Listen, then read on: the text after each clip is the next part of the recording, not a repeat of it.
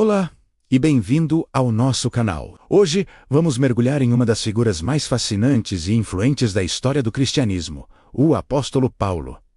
Você já se perguntou por que uma parte tão significativa do Novo Testamento é composta por suas cartas? Por que ele escreveu tantas delas e o que as torna tão importantes, mesmo 2000 anos depois? Originalmente conhecido como Saulo de Tarso, Paulo era um fariseu devoto, um líder religioso que perseguia ferozmente os primeiros seguidores de Jesus. Ele acreditava que estava defendendo sua fé.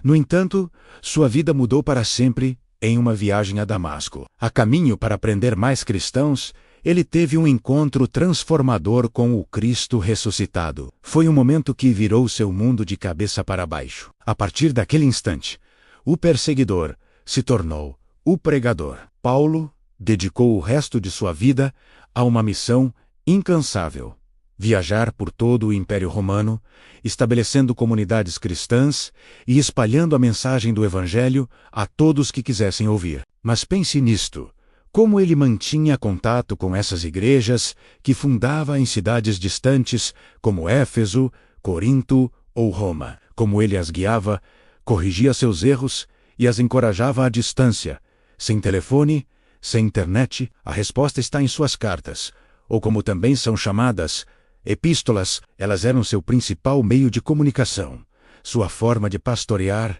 e ensinar, mesmo estando a centenas de quilômetros de distância. Aqui vai uma curiosidade. Como essas cartas eram escritas e entregues no mundo antigo, o processo era bem diferente do que imaginamos. Paulo geralmente não escrevia as cartas com as próprias mãos. Ele ditava suas palavras a um escriba, um secretário profissional conhecido como amanuense. No final de algumas cartas, ele adicionava uma saudação de próprio punho, como uma assinatura para autenticar o documento.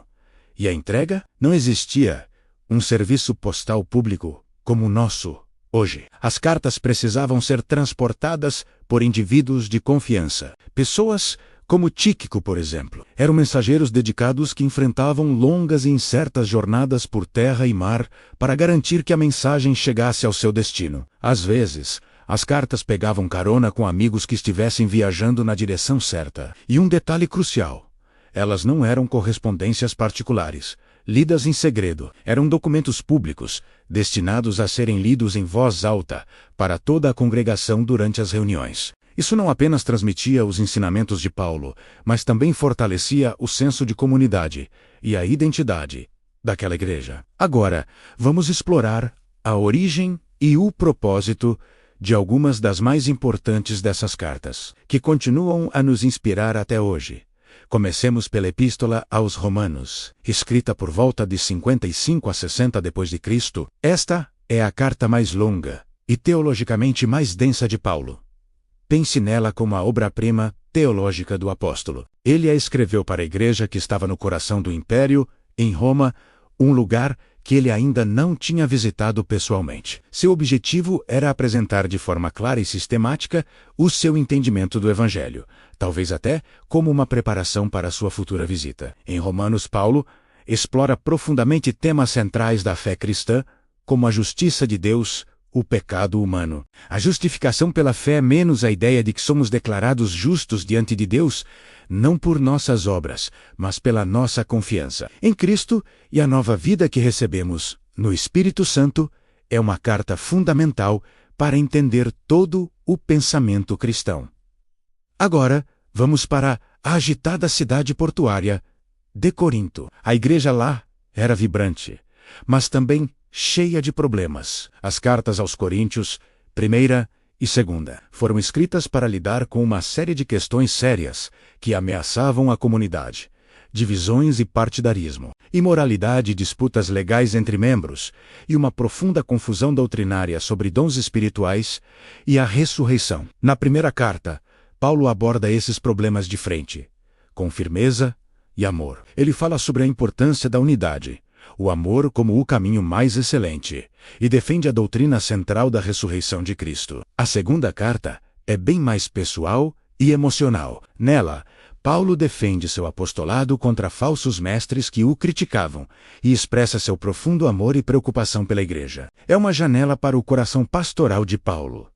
Em seguida, temos a Epístola aos Gálatas. Esta é uma carta curta, mas poderosa e cheia de paixão. Paulo a escreveu com urgência para as igrejas na região da Galácia que estavam sendo perturbadas por um grupo de mestres que insistiam que os cristãos não-judaias precisavam seguir a lei de Moisés, incluindo a circuncisão, para serem verdadeiramente salvos. Paulo vê isso como um ataque direto ao coração do Evangelho. Com argumentos fortes, ele defende que a salvação vem unicamente pela fé em Jesus Cristo, não pelas obras da lei. Gálatas é frequentemente chamada de a carta magna da liberdade cristã, um grito de guerra pela graça de Deus. As próximas 4 cartas formam um grupo especial conhecido como as Epístolas da Prisão: Efésios, Filipenses, Colossenses e Filemão. Elas foram escritas enquanto Paulo estava preso, provavelmente em Roma, por volta de 60 a 62 depois de Cristo. Mesmo acorrentado, seu ministério não parou. Efésios é uma carta majestosa que fala sobre o plano eterno de Deus para a salvação e a natureza da igreja como o corpo de Cristo. Ela enfatiza a unidade que os cristãos, tanto judeus quanto gentios, encontram em Jesus, quebrando o muro de separação que antes existia entre eles. Filipenses é, talvez, a carta mais calorosa e alegre de Paulo. É uma nota de agradecimento à igreja de Filipos por seu apoio financeiro e amizade. O tema principal, surpreendentemente, é a alegria. Mesmo da prisão, Paulo encoraja os crentes a se alegrarem no Senhor, encontrando contentamento em meio ao sofrimento e focando na esperança que tem em Cristo. Essas heresias diminuíam a importância de Jesus, misturando a fé com filosofia e misticismo. Paulo responde exaltando a supremacia e a suficiência de Cristo sobre todas as coisas, visíveis e invisíveis. Ele afirma que em Cristo habita toda a plenitude de Deus.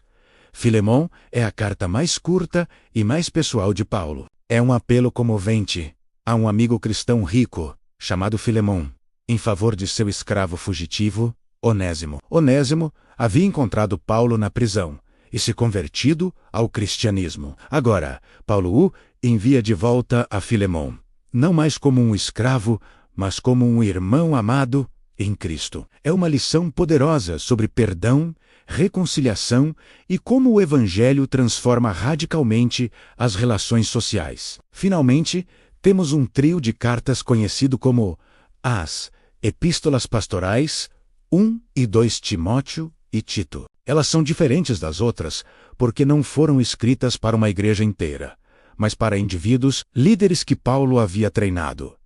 Timóteo e Tito, elas funcionam como manuais de liderança eclesiástica. Nessas cartas, Paulo dá instruções detalhadas sobre a organização da igreja, as qualificações para bispos e diáconos, como lidar com falsos mestres e a importância de defender a sã doutrina. Ele também encoraja esses jovens líderes a perseverarem na fé e a viverem uma vida piedosa que sirva de exemplo para todos. A segunda epístola a Timóteo é particularmente tocante, sendo considerada a última carta de Paulo, escrita pouco antes de sua morte, um testamento final de um servo fiel. As cartas do apóstolo Paulo não são apenas documentos históricos fascinantes. Para os cristãos, elas são a palavra de Deus inspirada. São textos vivos, repletos de verdades teológicas profundas e aplicações práticas que continuam a moldar a fé, a desafiar a mente e a guiar a vida de milhões de pessoas ao redor do mundo. Mais de 2000 anos depois de terem sido ditadas por um apóstolo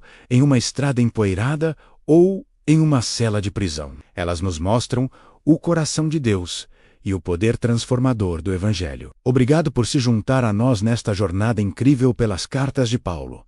Se você gostou deste vídeo e quer aprender mais, não se esqueça de curtir, compartilhar com seus amigos e, o mais importante, se inscrever no nosso canal para não perder os próximos conteúdos. Até a próxima!